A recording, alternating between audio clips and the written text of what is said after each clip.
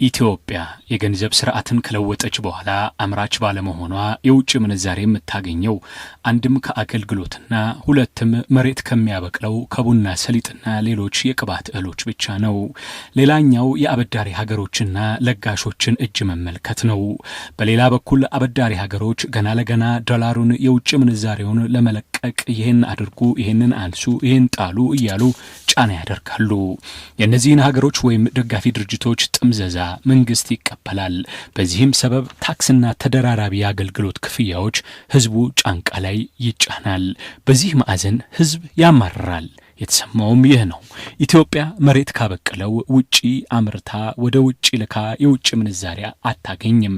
ስለዚህ ያለው አማራጭ ቡና ሰሊጡን ለቃቅሞ በኮንቴነር ጭኖ ሌሎች እህሎችንም እንዲሁ ፈልጎ የውጭ ምንዛሬ ማምጣት ነው። ይህም ቢሆን በዋጋ ንረት፣ በሀገር ጸጥታ ጉድለትና ተደራራቢ ችግሮችም ከዚህም የታሰበው ያህል እየተሰራ አይደለም።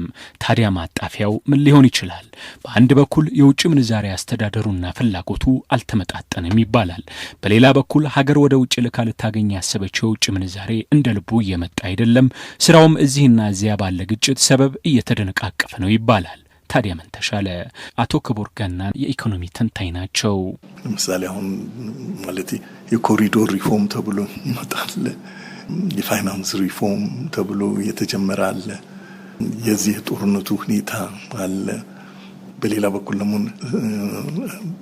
በማኑፋክቸሪንግ ስንወስድ ደግሞ ማኑፋክቸሪንግ እድገት አሳይቷል ተብሎ ግን በአብዛኛው እድገቱ ወደ የትኛው አቅጣጫ እንደሆነ ማናውቀው፣ አንዳንዴ መሳሪያ ይመስላል፣ ጥይት ይመስላል፣ አንዳንዴ ደግሞ ሌላ ከልማት ጋር የተያያዘ ነገር ይመስላልና የትምህርት ሁኔታ በጣም አስቸጋሪ የሆነበት ሁኔታ ነው ያለን በዚህ በሰላሙ ምክንያት ስላለው። ስለዚህ እነዚህን ሁሉ መጨመር ያስፈልጋል። በተለይ ሰላም አለመኖሩ፣ ከአንድ ቦታ ወደ አንድ ቦታ በቀላሉ መጓጓዝ አለመቻሉ በሰው ብቻ ሳይሆን እንደዚሁም በንብረት ላይ የሚያመጣው ችግር አለ። እነዚህን ችግሮች መፈታት አለባቸው።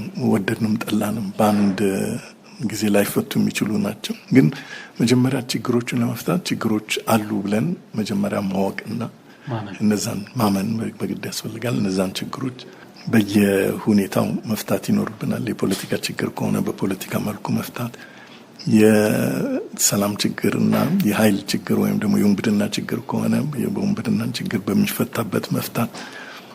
መቼም የሁሉ ችግር ባለበት ሀገር መንግስት የተረጋጋ ኢኮኖሚ አለ፣ የውጭ ምንዛሬም በበቂ እየቀረበ ነው ይላል። ለመሆኑ ብሔራዊ ባንክ በተለይ ከውጭ ምንዛሬ አንጻር ገበያው የሚፈልገውን ያህል እያቀረበ ነው ወይ ተብሎ ይጠየቃል። የትይዩ ገበያውስ ቢሆን ረግቷል ማለት ይቻላል ወይ? ተረጋግቷል ከተባለስ አመላካቾቹ ምንድናቸው ተብሎ ይጠየቃል። በዚህ ላይ ህዝቡ ላይ የሚጫነው ታክስና የአገልግሎት ክፍያስ ምን ያስረዳል? ዶክተር አብዱል መናን መሐመድ የፋይናንስ ባለሙያና የኢኮኖሚ ተንታኝ ናቸው። አሁን ባለው ኢኮኖሚ ሁኔታ ደግሞ ቶሎ ቶሎ ነው ሪቫይዝ መደረግ ያለበት። ተመኑ ማለት የለም።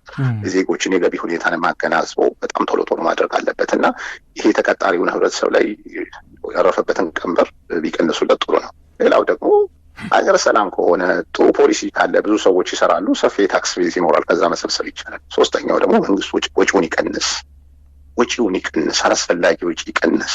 ሌላው ደግሞ ባንኮቹ በአግባቡ እያቀረቡ በቂ ስለማያቀርቡ ብሔራዊ ባንክ ጣልቃ ገብቶ ለባንኮቹ በጨረታ የውጭ ምንዛሪ ይሸጣል ማለት ነው።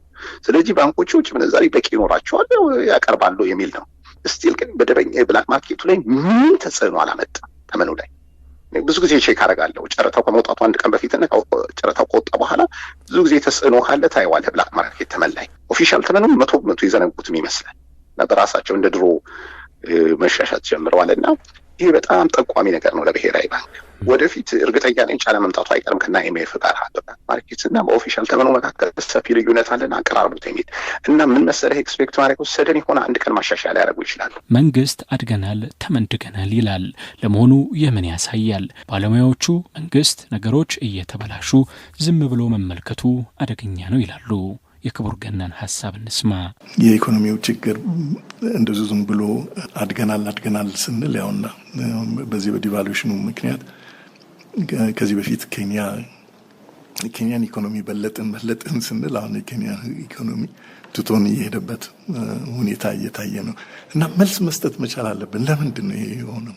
ማለት እነዚህ ጥያቄዎች ሰው የሚጠይቃቸው በግልጽም እንኳን ባይሆን የሚያውቃቸው ጥያቄዎች ናቸውና የመንግስት ኃላፊነት እስከ መቼ ድረስ ነው? ነገሮች እየተበላሹ ነገሮች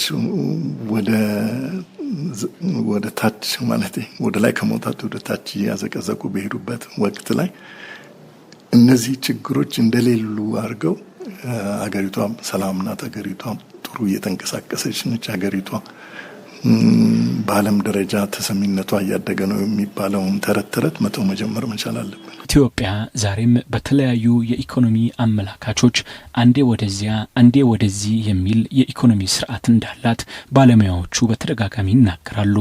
መንግስት ግን የሚሄድበት የኢኮኖሚ ስርዓት የተረጋጋ፣ የፋይናንስ ስርዓቱም ቀጥና ለጥ ያለ ነው ይላል። መንግስት ይህንን ይበል እንጂ ህዝቡ የኑሮ ጫና ከብዶኛል፣ መሸከም አልቻልኩም ሲልም በተደጋጋሚ ይሰማል።